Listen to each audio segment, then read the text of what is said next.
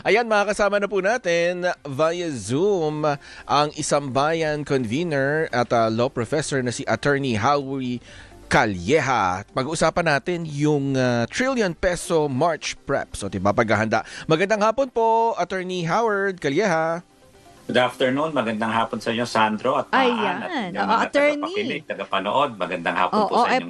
Mabuhay po. Yes, all systems go na ba sa November 30, no? Ito yung ikalawang trillion peso March. Ano po nga abangan natin, Attorney? Handang-handa na po. Like yung grupo naming Sambayan na sama po tayo dyan sa trillion peso March at ang programa nga po magsisimula 10 o'clock. May misa po ng 10 o'clock dyan po sa People Power Monument. At kasama po yung aming mga chapters. May chapters po kami galing Nueva Ecija, Bulacan, Pasay, Caloocan, Manila, San Juan, Makati. Sama-sama po. Iba-iba pong pagsisimulan yan pero magkikita-kita po kami sa lahat sa People Power Monument. Malamang yan ang mangyayari niyan na Maan at Sandro. Magmamarcha kami mula sa EDSA Shrine papunta ng People Power Monument. Kasama na rin ang iba-ibang mga grupo. Alam mo, maraming civil society organization, religious group, more than 100 groups, school-based, tapos mga religious at Catholics, at kahit mga kasama natin Muslim, marami rin tayong kapatid na Muslim na sasama. At ito po ay hindi lang Metro Manila, buong Pilipinas po na sasama po sa atin. Ano po ba yan, Attorney? Open po ba sa lahat? Kumaga, or kailangan, kung halimbawa malaking organisasyon, ay kailangan makipag-ugnayan?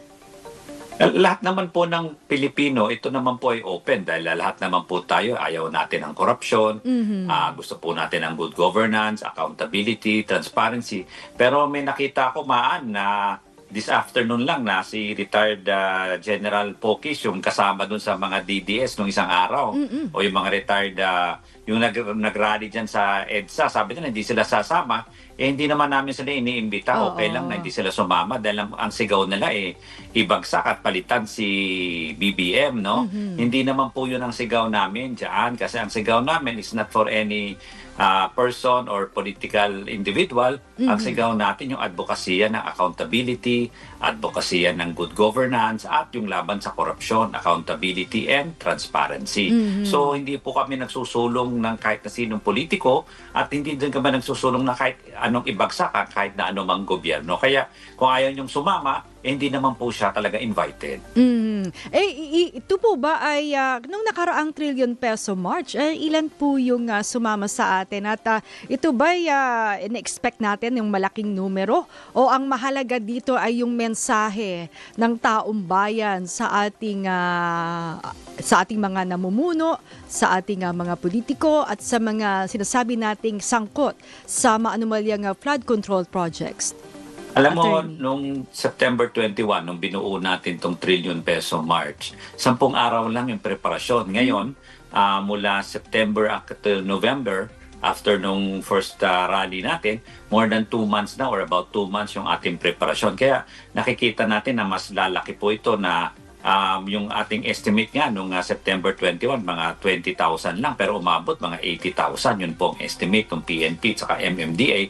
At tuloy-tuloy po naman yung aming koordinasyon sa PNP, MMDA, LGU at sa aming mga hanay, no, para hindi rin tayo masingitan o mapasukan ng kahit na anong puwersa na hindi dapat o hindi pareho yung ating advokasya. Kaya tingin po namin ito po ay dadami at sabi ko nga, at yung panawagan din nga ng aming grupo, kung hindi man makapunta sa EDSA, pwede sa inyong grupo, sa inyong lugar, maglakay ng white ribbon, magsuot ng puting damit, or kahit sa inyong probinsya at city. I mean, hindi naman po kailangan lahat sa EDSA, pero siyempre po, yung makakarating, welcome po. Yung hindi, pwede po sa kanya-kanyang lugar. At alam po namin, may nag-signify din sa iba-ibang lugar po sa ating bansa na gagawin po nila sabay-sabay po sa November 30. Ito anong masasabi niyo po at ngayon isa-isa nang nalalaglag sa kamay ng otoridad etong mga sangkot sa flood control projects anomalies na yun nga po ay na-issuehan ng warrant of arrest, Attorney. Hello? Yes. Go ahead, sir. Go ahead. Sandali, may Ay, yun Oo, nga. medyo inaayos na. yung linya ng Zoom. Naputol, ano? Oo, mukhang Oo. medyo nawala siya. Yun nga, sinasabi nga, handang-handa na para sa trillion peso march come November 30, no? At inaasahan na mas marami raw na sasali ngayon. Oo. At Ang tanong kasi din dyan, Maan, dahil nga mismong ang Pangulo na ang nagsabi na 7 yung naaresto na, ito ba ay nagpapasidhi pa ng kanilang damdamin o ito'y nagpapahupa, di ba? kahit papano, di ba? Oo. Kasi kumbaga, nababanaagan mo na ang pag-asa. Palaliman tayo ng Nababanaagan? Tama ba ako doon? Nakikita mo na. Nakikita na lang. Oo. Oo, kasi Palaliman nga, diba? talaga. Oo. Yun na nga, yung makikita mo talaga yung mga mugshots, no? Oo. Parang, ito yung mga engineers, mga DPWH karamihan, no? DPWH officials. Oo, mga engineers na dating siguro samahanay nila, tinitingala, ganyan. Pero makita mo, iba yung may hawak ka ng, yung parang karato. Oo, may mugshot, di ba? Mugshots, yung may Ito mukhang okay na kaliwakan, yata, partner, si Ayan na. Attorney Howie Calleja. Balikan natin. Ayan. Attorney? Okay na ba yung Okay. linya? Ayan. Narinig niyo na ako? Yes Opo. po. Yes Loud po. and clear. Okay. Sorry po kanina, naputol tayo. Baka merong nagkakat na ng ating linya. Ayaw na lang malaman na nakulong na sila. No? But siguro ang ating panawagan lang, yung mga nabigyan na ng warrant, sumuko na nga ng peacefully, no? Nang hindi pa sila ano pang mangyari sa kanila kung imanhunt pa sila. Pangalawa, kung makikita natin, Maan at Sandro, mga small fish lang ito. Nasa na yung mga congressman, senator, etc. Kasi unang kaso pa lang ito. Ang panawagan natin, although nasasayahan tayo, hindi naman ibig sabihin kontento tayo sa isang kaso kasi marami pang flood control, marami pang corruption na kailangan nating bantayan. Ano? So simula ito at sana bilis-bilisan at mas marami pang managot at maging accountable. At siguro panahon na rin na sabihin na yung passport ni Saldico kailangan makancel na ating panawagan. Dati pa na dapat na-cancel na ito para nga mapauwi na siya at kailangan siyang managot sa ating bayan at sa ating mamamayang Pilipino.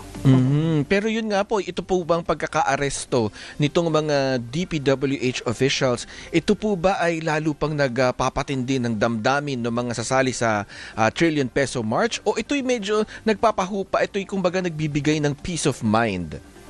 Well, hindi natin masasabing peace of mind kasi, Sandro, hanggang hindi sila maging tunay na accountable, parang hindi tayo dapat mag-relax. Kailangan tuloy-tuloy. Hindi naman kailangan na talagang magmura tayo or anything. But we have to make sure na at maging alerto tayo na sundan natin at bantayan natin to. So, kailangan pag sinabi mong humupa, baka ganyan na naman, mag-relax na naman yung mga taong bayan, hayaan na naman. Pero tingin ko hindi dapat tayo mag-relax sa Sandro at Maan. Kailangan bantayan po natin ito. At let's see to its ending, hindi lang yung makulong pero makonvict talaga sila hanggang ng tuluyan conviction. at maibalik yung mga ninakaw nila sa bayan. At sabi ko nga, yung Mindoro case na ito, first case pa lang ito. So meron pa yung Bulacan case, Bicol case, yung kay Pulong sa Duterte sa Davao, at marami pang lugar sa ating bayan. No? I mean, meron pa. As dyan sa inyo, sa Quezon City, marami ring issue dyan na flood control. So I think, kailangan tuloy-tuloy natin to at ma-file na lahat ng kaso na dapat ma-file. So, wala pa tayo sa exciting part. Yun nga. Papunta pa lang tayo doon, Maan. Oo nga, medyo malayo pa Marami kaya. pang darating, marami pang mangyayari. Correct. Ito nga di ba, ang iniintay natin dyan yung conviction kasi hindi ibig sabihin na naaresto na, no, partner, attorney. Makakahinga ka na maluwag. Kasi may trial pa yan. At kung halimbawa, hindi ko alam, kung magaling-galing yung abogado, makitaan ng technical na, alam mo yun, nalusot, di ba? At yung ebidensya, bagamat alam mo yun, kulang-kulang lang ay hindi maayos na pagkakapresent.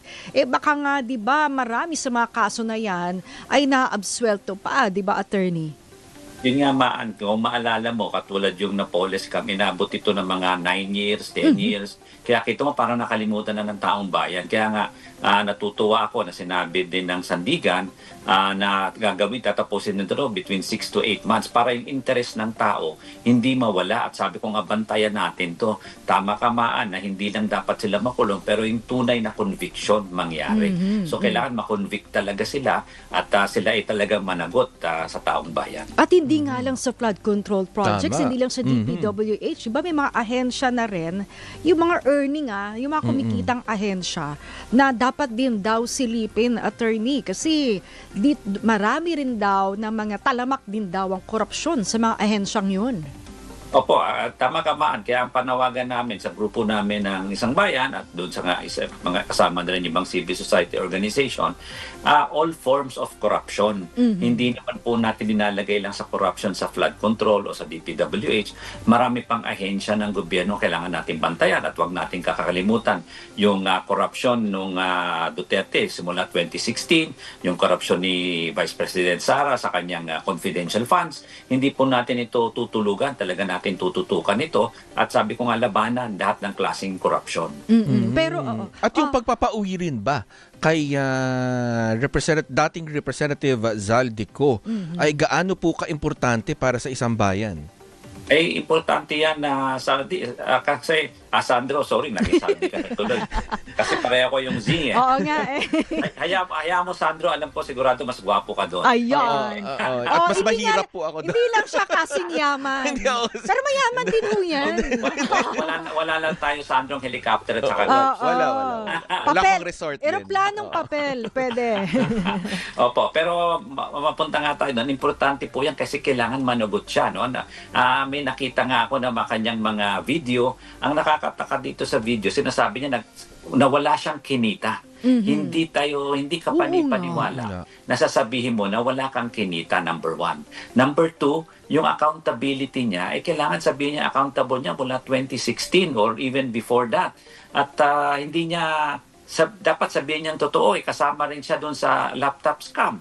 Doon sa DepEd laptop scam. So, wag natin sasabihin na siya ay magmalinis na wala siyang kinita. Yun mismo, Sandro at saka Maan. Pag nagsabi ka ng isang kasinungalingan o pag hindi mo, kumbaga yung sinabi mo selective lang, selective memory, nagiging subject na sa totoo ba lahat ng sinasabi nito o hindi may pinagtatakpan siya. Pag may pinagtakpan ka at meron ka nang hindi sinasabing totoo, nagiging balat na yan sa buong statement mo na baka naman lahat ng sinabi mo walang katotohanan. Sabi nga, wag kami. Oo nga. Sandro. Pero Sabi. yun nga. Pero ang Pangulo rin mismo, ang Attorney Howie at partner, sabi nga ng Pangulo mismo, kanina, katatapos lang nitong press conference niya, sabi niya, bakit ka magtatago sa malayo? Ako, hindi ako nagtatago. Kung meron kang akusasyon laban sa akin, andito ako, umuwi ka para patas naman. Tsaka may resort ka naman na apakaganda. Hindi nga ka daw siya doon dediretso kasi may warrant siya, diba? Hindi, diba, bakit ka doon magkakanlong sa ibang bansa? Meron ka namang apakagandang resort, diba? Na hindi mo at saka, magagamit. Na hindi niya na magamit tuloy ngayon. Oo. Tama naman at sabi ko nga, kahit si Presidente, sinabi naman niya na willing siyang paimbestiga kahit siya. At makita natin, di ba, sabi na rin ng ICI at saka ng Ombudsman, imbestigahan rin nila si former Speaker Martin. So I think wala dapat talagang sacred cows dito. Pero wag lang tayo mabilis mag-judge, no? I mean, madali magturo, madali mag-akusa, pero let us see where the evidence will lead, no? So, ang importante dito, iimbestigahan ng tama at kasuhan kung sinong kasuhan at managot kung sinong managot. Attorney, last na lang. Siyempre, wag naman sana mangyari, no? Although, hiningi naman natin yung tulong ng kapulisan para nga bantayan yung ating hanay. May nare-receive ba kayong, say, intel report na may planong grupo o pwersa na manggulo? Gamitin po yung trillion peso march para sa kanilang sariling interes o yung planong gawin, attorney?